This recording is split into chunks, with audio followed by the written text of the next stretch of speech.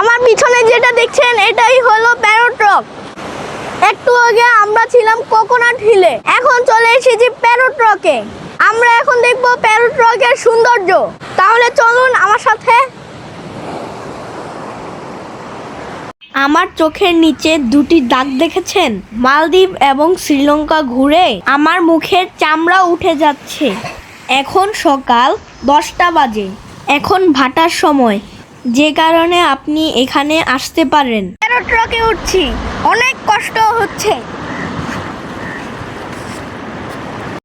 যা বলছিলাম, দুপুর 12টা থেকে 1টার মধ্যে আসলে আপনি প্যারট রকে ইজিলি উঠে যেতে পারবেন। এরপরে জোয়ার থাকে। প্যারট রকে উঠতে গেলে কোমর পানি ভেঙে আসতে হবে। ও, প্যারট রক কোথায় সেটাই তো বলিনি। এটা শ্রীলঙ্কা মিরিসাতে। চমৎকার একটি জায়গা। দূরের ভিউগুলো দেখুন কত সুন্দর। উপর থেকে বীজটাকে এরকম দেখাচ্ছে।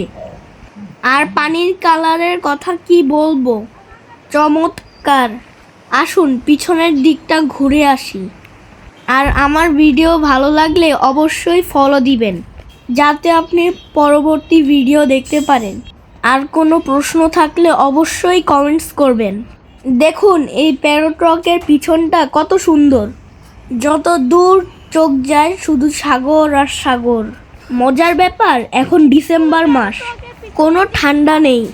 শুধু অনেক জ্যাকেট আর সোয়েটার নিয়ে এসেছি।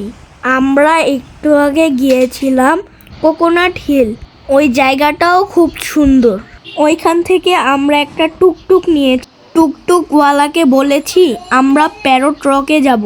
ভাড়া নিয়েছি 300 রুপি। কোকোনাট হিল থেকে প্যারট রক, এই জায়গাটা আমাকে মুগ্ধ করেছে। ইচ্ছে করছে সারাদিন এখানে বসে থাকি। এত দেশ বিদেশ না ঘুরলে বুঝতেই পারতাম না আল্লাহ দুনিয়াটা এত সুন্দর করে বানিয়েছে।